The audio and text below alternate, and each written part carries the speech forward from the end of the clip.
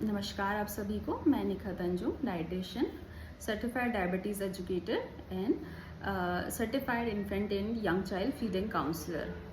तो कल जैसे हमने चर्चा की थी कि जो आवश्यक है स्तनपान की क्या थीम है इस वर्ष के लिए और स्तनपान के क्या क्या फ़ायदे हैं। फर्स्ट आर जो गोल्डन आर जैसे बोला जाता है वो क्यों इम्पोर्टेंट है, इस बारे में आज हम चर्चा करेंगे। शायद मुझे नहीं पता है कि अभी तक कभी किसी ने इस तरीके के प्लेटफॉर्म पे इस बारे में चर्चा की है या नहीं, लेकिन मुझे ऐसा लगता है कि ये बहुत ज़रूरी है। तो हम आज चर्चा करने वाले हैं टाइप्स ऑफ निपल्स की।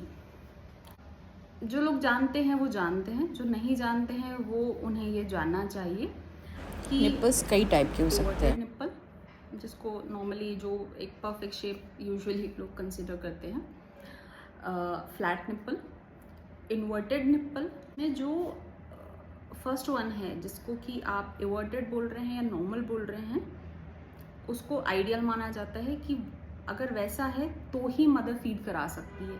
बहुत सारे मिसकंसेप्ट्स हैं जो कि मैंने खुद ने देखे हैं मेरी फैमिली में, और जब मैं हॉस्पिटल में वर्क कर रही थी तब भी।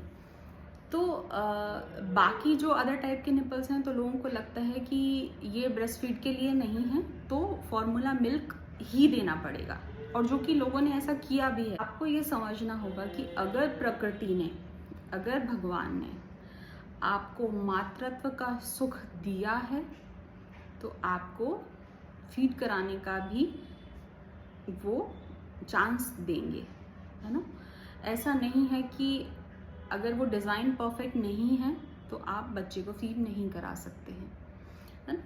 तो ये समझना है कि अगर फ्लैट निप्पल है तो उसकी अब हमको टेक्निक समझनी है कि कैसे हम उसको फीड करने के लिए तैयार कर सकते हैं। जैसे फ्लैट निप्पल तो डायरेक्टली बच्चा अगर आप लैच कराएंगे तो वो सर्कल बच्चा करता है तो वो अचीव हो जाता है लैचिंग ग्रेजुअली। इन्वर्टेड निप्पल में सिरिंज का यूज़ होता है। सिरिंज से आप उसको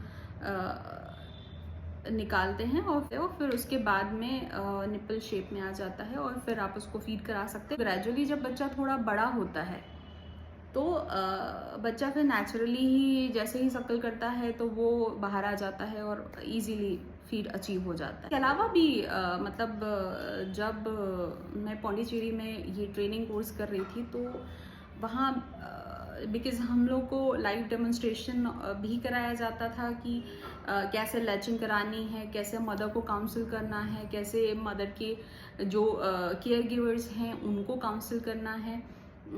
तो ये सारी चीज़ें तो उस टाइम पे भी हमने देखा है कि बहुत सारे इस तरीके के भी हमने केसेस देखे हैं जिसमें, लेकिन स्टिल हमारे टीचर्स इतने बढ़िया थे कि उन्होंने उस कंडीशन में भी मदर को काउंसिल किया कि कैसे फीड कराना है, और इजीली वो सारी चीज़ें हो पा रही थी वहाँ पर। तो वो चीज़ें हो जाती हैं, लेकिन क्या होता है कि हमारे सराउंडिंग्स में लोग ऐसे होते हैं कि जिनको पता नहीं होता है। समटाइम्स वो मदर का मजाक उड़ाने लगते हैं, समटाइम वो मदर को ही at a time, mother already labour से आई है, हार्डली कुछ 2-3 दिन का 4 दिन का बच्चा है।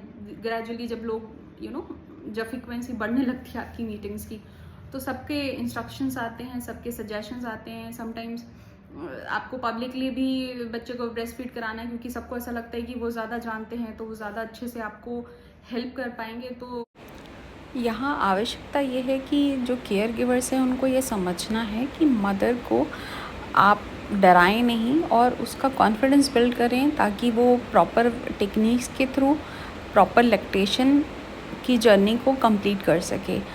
बाय चांस कुछ केसेस में ब्रेस्ट फीड पॉसिबल नहीं हो पाता है, तो उस केस में एक्सप्रेस ब्रेस्ट मिल्क भी दिया जा सकता है, जो कि मैनुअली भी किया जा सकता है, जो पिक्चर में आप देख पा रहे होंगे। और आप ब्रेस्ट पम्प के थ्रू भी ले सकते हैं। ब्रेस्ट पम्प जो हैं वो भी कई तरीके के आते हैं, मैनुअल भी आते हैं और इलेक्ट्रिक भी आते हैं। तो जो आपका बजट और जिसमें आप कन्वीनियंट हो वो आप कंटिन्यू कर सकते हैं उसके साथ। लेकिन यहाँ ये हमको समझना है कि ब्रेस्ट का साइज़, निप्पल का शेप ये सब मैटर नहीं करता है। मैटर करता है कि मदर के साथ जो सपोर्ट ग्रुप है वो कितना हेल्पफुल है। तो इसमें सारा जो रोल है वो सिर्फ मदर का नहीं है। मदर के साथ में जो अवेलेबल लोग हैं वो हस्बैंड हो सकते हैं, मदर्स हो सकते हैं, मदर इन लॉ हो सकते हैं। तो ये सारे इन लोगों का सबसे इम्पॉर्टेंट रोल है। तो इनको चाहिए कि वो कॉन्फिडेंस बिल्ड रखें और किसी भी तरीके से पैक्ड फूड, पैक्ड मिल्क या बॉटल फीड या पेसिफायर या निपल शील्ड को प्रमोट ना करें। Gradually over the time successful breast feeding journey को अचीव किया जा सकता है विद प्रॉपर टेक्निक और पेशेंस के साथ। कई बार ऐसा भी देखा गया है कि जिन लेडीज़ को जो अवेयर होती हैं कि उनको इन्वर्टेड या फ्लैट निप्पल्स है, तो कई बार कुछ इन्फ्लुएंसर्स एंड ऑल उनको सजेस्ट करते हैं मसाज के लिए। लेकिन इस केस में अगर वो आपका एनाटॉमी ही वैसा है तो वो मसाज बहुत ज़्यादा रोल मतलब बहुत हेल्प आपके लिए नहीं कर पाएगी। वो उससे बल्कि आप कई बार ऐसे भी हमने केसेस देखे हैं कि निप्पल इंजरी हो जाती है। तो ब्रेस्ट इंजरी, निप्पल इंजरी ये हो जाता है, तो वो चीज़ आपको नहीं करनी है। वो जब पोस्ट डिलीवरी जब आप लैक्टेशन जब बेबी के साथ स्टार्ट होगा तो ऑटोमेटिकली वो चीज़ें लाइन अप होते चले जाएंगी और चीज़ें ठीक होते चले जाएंगी। तो ये समझना ज़रूरी है कि यहाँ पैनिक नहीं करना है और लैक्टेशन की जर्नी को सक्सेसफुल बनाने के लिए जो इंस्ट्रक्शंस आपके लैक्टेशन काउंसलर या जो सपोर्ट ग्रुप दे रहे हैं उसको आपको फॉलो करना है। तो आज के लिए ही इतना ही। कल फिर वापस हम एक नए टॉपिक के साथ जुड़ेंगे। Thank you.